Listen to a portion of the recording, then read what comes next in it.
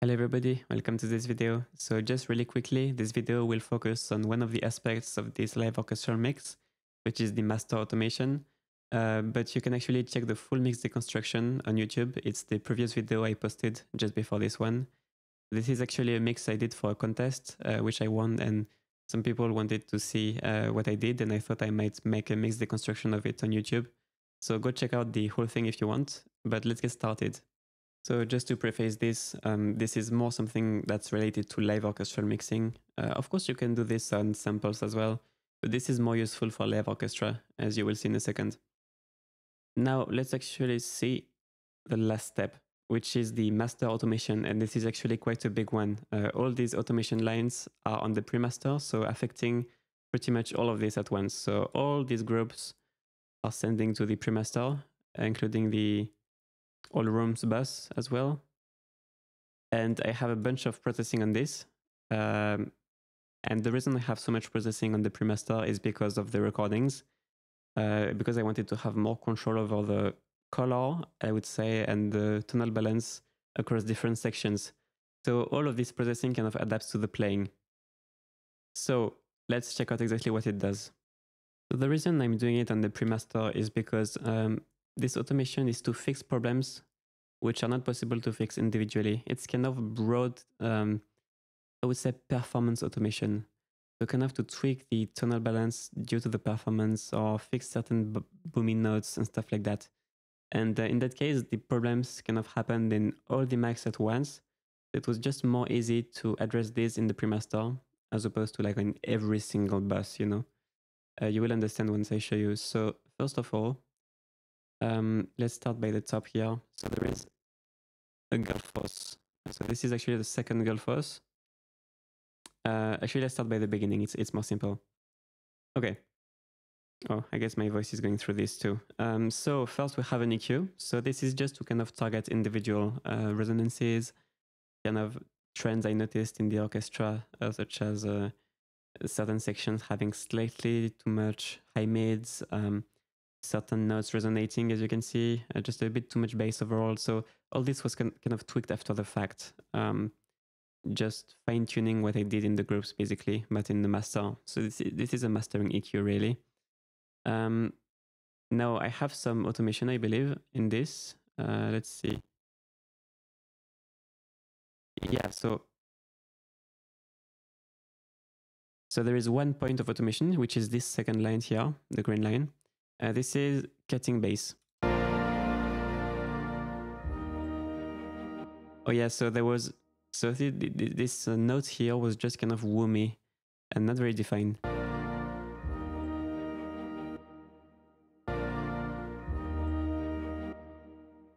The thing is, it was just kind of long and weird. So I thought I might as well just cut it. It sounded better this way. Like it was just staying for too long, but as you can see, I'm not cutting it on the attack. I'm basically leaving the attack go through and I'm cutting it afterwards. It's like boom, it's hard to see, but it's cutting slightly after the initial attack. So this is sort of creating some punch and redefining that muddy note. So that's it for this EQ. The rest is just a bit of dynamic EQ and yeah. And then I have a second EQ. Does this one have any automation? I don't know. I forgot. I guess. Oh. So this whole EQ is turned off and on differently at different spots. So it is this line here. And what this is doing is this is softening the highs depending on the performance. So the orchestra was just getting a bit too airy overall in all the mics. It was getting a bit too airy. So I wanted the intro and the softer parts to be warmer. And as it gained intensity, I wanted a bit more highs. So then I turned off this EQ around here.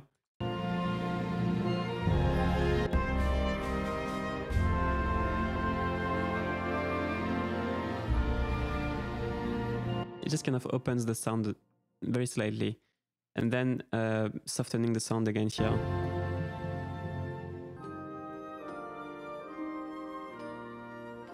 I just wanted less air from the flute at this point.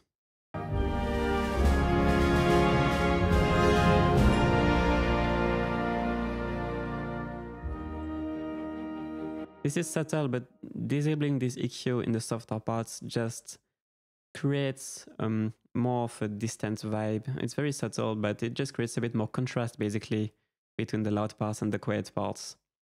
Then I have preamp B. So this is controlling the bass notes. As I said, they were very inconsistent. So this is the threshold. By the way, this is just a cut for the cymbal. There is no automation in this, so taking care of the loudest cymbal hits.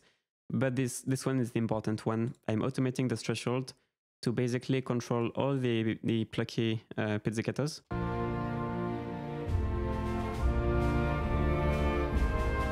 They were very inconsistent.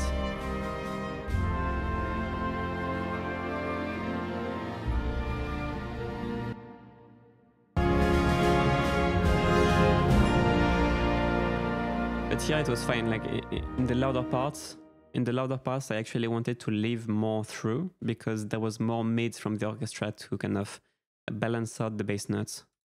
But in the quieter sections here, you will see I cut them a lot.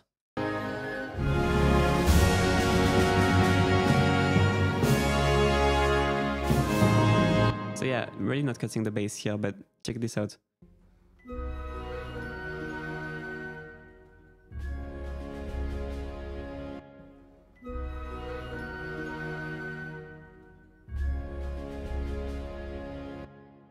Without this cut, it's just weird because it's like the notes around this one, like this one is very bouncy and very resonant, and the other ones are not. So this is just to kind of even out the power between these notes.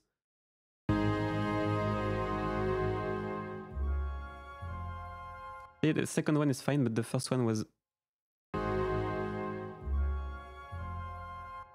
Like if you check out with a subwoofer, if you check this out with a subwoofer or studio monitors, you will feel it more, like the difference in power between these bass notes. So this is just to even this out.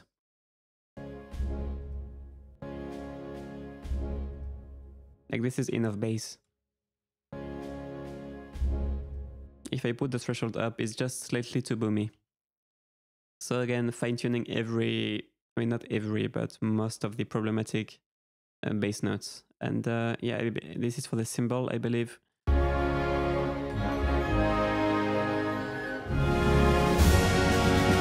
Yeah, just the transient of the cymbal was annoying, so this takes care of that. Then we have one more EQ. What is this doing? Okay, this is off most of the time except these areas. Okay, so because of the processing I did, the orchestra was getting a bit too scooped and lifeless. So in these areas, I wanted to have more mids back in. It's not much. 0.56, 0.68 dB.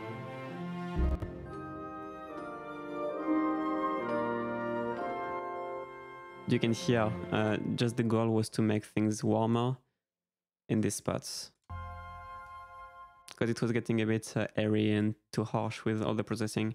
But again, this is just kind of fine-tuning, so I can't just do this in the woodwinds mics because it's not just the woodwinds mics. You know, I'm trying to tweak the tonal balance overall. It's much better this way for live orchestra. I mean, for these types of very small tweaks, because otherwise it's endless. You can't just do tons of automation lines for every single mic position. This is much better this way, in my opinion. So this is the last EQ here. Then I have a Gullfoss. So this is taking care of the tonal balance, helping just prevent the harshness in the loud parts and sort of evening out the tonal balance. I mean, if you don't know what Gullfoss does, check it out because Gullfoss is really amazing. It's a great plugin to restore tonal balance.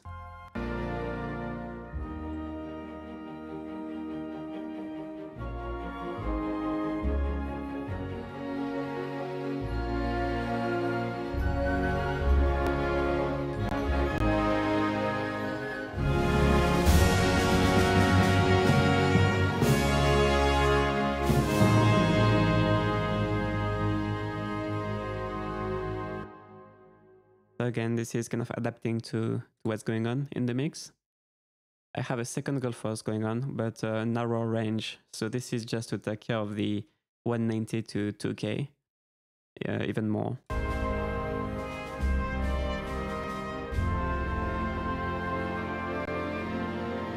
I mean, it's not super necessary. This is very tiny detail stuff. But this golf force is disabled, except when it's on. So it's on most of the time, except these quiet parts actually. The reason being, for these quiet parts, I didn't want to scoop so much mids, and golf force tends to sort of control the low mid range. So I wanted to let it breathe a bit more, which is why I did the EQ here. And I disabled the golf force. I mean, the second one, I just kept the first one.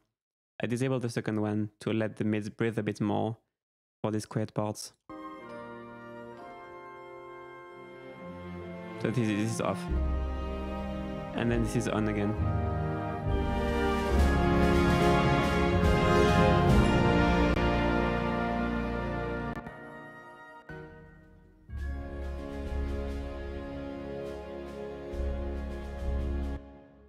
This is really evening out these bass notes. You don't notice that, but there's like a huge difference, like huge compression going on here, just because of how uneven these bass notes were.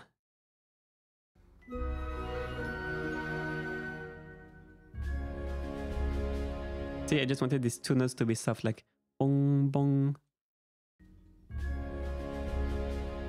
But to get the same power, a huge compression needed to happen on the first one.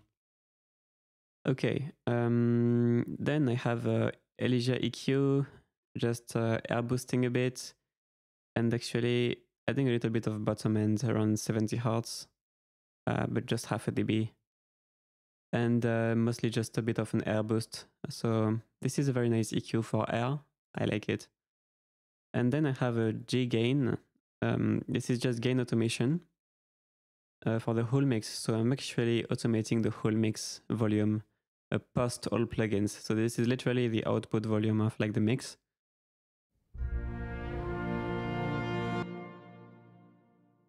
I mean, kind of self-explanatory.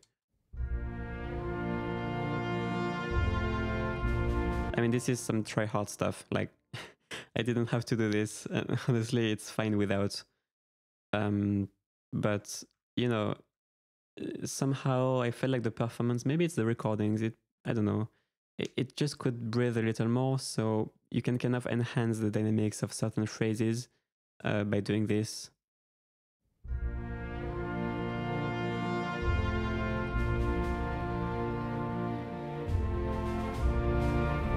This is just by feel. Like when I felt like the orchestra is sort of picking up, I just helped it with like half a dB or boost or whatever. And actually I kind of liked what this does. I'm probably going to do this more often. You know, it can be nice in some cases.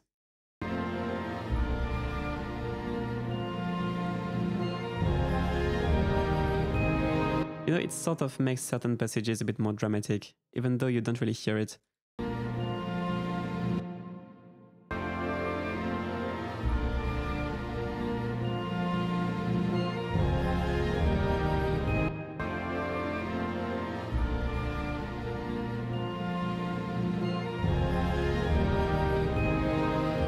I don't know.